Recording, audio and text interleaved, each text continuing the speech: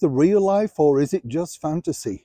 Those were the words, the lyrics, the beautiful song lyrics from an amazing single by Queen and Freddie Mercury, released all the way back in 1975, but still as appertaining to today, in particular those two ex-royals known as Harry and Meghan, and the release recently of their docu-series. You know, we don't need to give it a title, do we?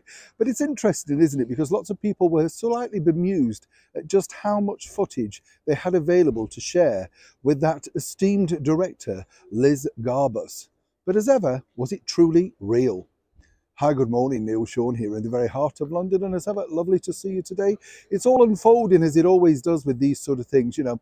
We've told you before here on the show, the difference between reality TV shows and the one that Harry and Meghan have put together is, well, there's no difference at all.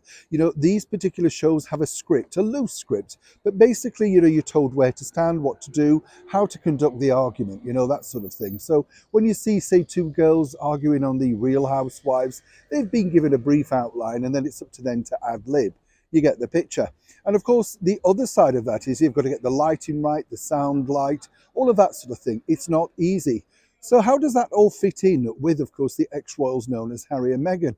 Have they been caught out once again? Well, what's interesting here and what's unfolding now is, of course, they have been caught out because many people who were working on the initial stages of that Netflix reality show, and as ever, we have to say allegedly, have pointed out the fact that for instance, with the Beyonce piece, which was highly captured with that gasp of, oh, God, look who's just texted me, Beyonce.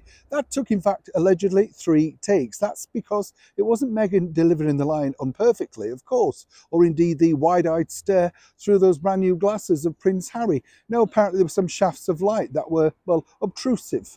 And then another instance was there was a sound, someone dropped something in the background. You know what it's like, it's very fussy when you're filming, particularly like me when you're out on location. These are real scenes, by the way, not green screens, whatever people think. This is real. It's me filming it literally all alone. So this is true reality. Unlike Harry and Meghan, other things that evolved were, of course, the sort of situations about, you know, certain conversations that people had.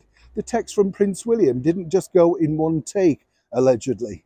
So you can understand why people really have a problem believing their particular story.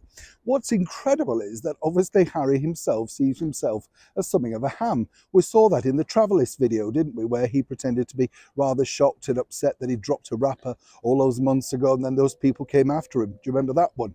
But it's Meghan herself. She truly obviously sees this as a starring role, setting her facts to right, making sure it hits the right tone. Did you never not think that there was never a moment where they were caught off guard in bad lighting? You know, never quite audible, that sort of stuff. Everything that they filmed was cleaned up, edited, digitized, colorized to make them look their absolute best. But the bottom line is, when you are faking reality, and that's what it really is, and let's be honest, the Kardashians and many other shows do this for dramatic effect, then the bottom line is, of course, people look and go, yeah, entertaining, but not necessarily that entertaining. The bigger problem for Harry and Meghan, though, is it turned into a 3-hour whinge fest of monumental boredom. I mean, that was the problem.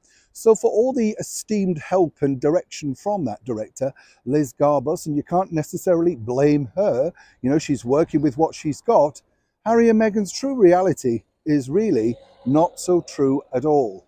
But that's one thing, clearly, they didn't wish to share on that marathon of boredom. Neil Sean in the very heart of London.